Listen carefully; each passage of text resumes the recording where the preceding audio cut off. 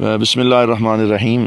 معزز سامعین و ناظرین، الحمدللہ اس وقت ہم موجود ہیں وادی نیلم کے ایک خوبصورت علاقے۔ یہ نیلم کی بستی ہمارے پیچھے ہے اور کیرن کی یہ علاقہ ہے، اور اس کے اوپر ہائٹ پہ یہ نیلم کی بستی ہے جہاں ہم آئے ہیں۔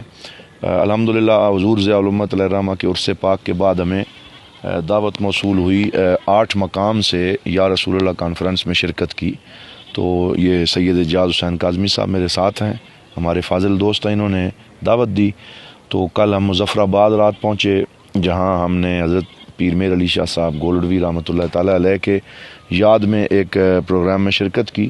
پھر اس کے بعد ہم وہاں سے صبح چلے اور یہاں 8 مقام پہنچے۔ آج یہاں فقید المثال یا رسول اللہ کانفرنس میں شرکت کی، اور پھر یہ قدرت کا خوبصورت حسین نظارہ دیکھنے کے لیے ہم جو ہے وہ یہاں آئے۔ تو اس وقت جہاں میں موجود ہوں، یہ اس طرف میری اس جانب یہ ساری جو بستی آپ کو نظر آ رہی ہے خوبصورت، یہ نیلم کی بستی ہے، نیلم ویلی جسے کہتے ہیں، اور یہ انتہائی خوبصورت منظر ہے۔ چاروں طرف دیار کے درخت اور ٹھنڈی ہوائیں اور بہترین ایک آکسیجن جو ہے وہ انہیل ہوتی ہے۔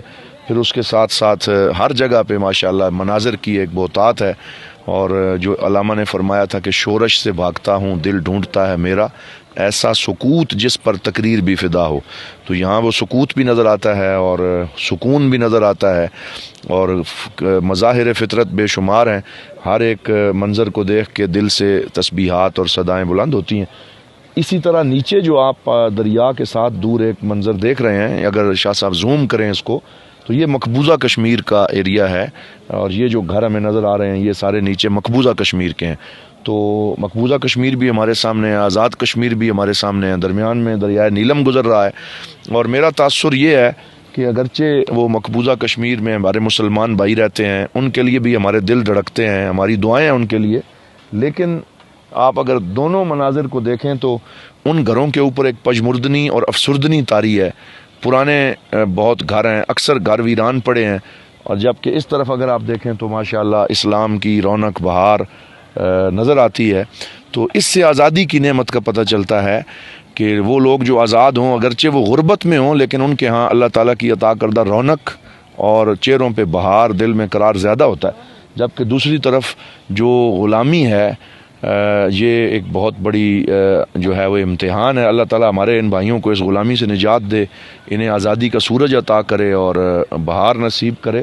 لیکن ماشاءاللہ یہ بڑا ہی خوبصورت علاقہ ہے۔ ابھی تو ہم کیرن میں ہیں، اس سے آگے اگر آپ اڑنگ کیل کی طرف چلے جائیں تو وہ تو پھر جیسے جیسے آپ آگے جائیں تو وادی کشمیر جنت نظیر جو ہے اس کے نظارے بڑھتے چلے جاتے ہیں، اور اللہ تعالیٰ کی جو کمال تخلیق ہے اس کے اندر بندہ محو ہو کے رہ جاتا ہے۔ طلحہ صاحب آپ بھی یہاں آئے، آج ہمارے ساتھ ماشاءاللہ الازہر سے یہ چھٹی آئے ہوئے ہیں۔ علامہ طلحہ رضا الازہری صاحب ہمارے عزیز یہ بھی ساتھ تھے، تو انہوں نے یہاں یا رسول اللہ کانفرنس میں بہت خوبصورت نعت شریف بھی پڑھی، اور اس سفر میں ہمارے رفیق سفر رہے۔ اور اس کے ساتھ ساتھ صاحبزادہ ابو بکر ہاشمی صاحب کیمرے کے پیچھے کیونکہ اس وقت موجود ہیں، یہ ہاں آپ کو نظر آ گئے، تو یہ بھی ہمارے ساتھ ہیں۔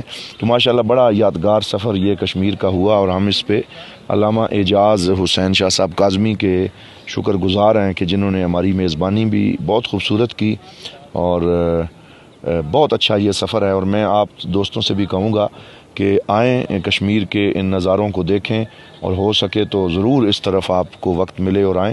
لیکن ساتھ ساتھ حکومت پاکستان سے خصوصی درخواست ہے کہ یہاں پہ فیسیلیٹیشن میں اور سہولیات میں مزید اضافہ ہو، سڑکیں بہتر ہوں، یہاں اور زیادہ جو ہے وہ حالات کو بہتر بنایا، سیاحت کو فروغ ملے۔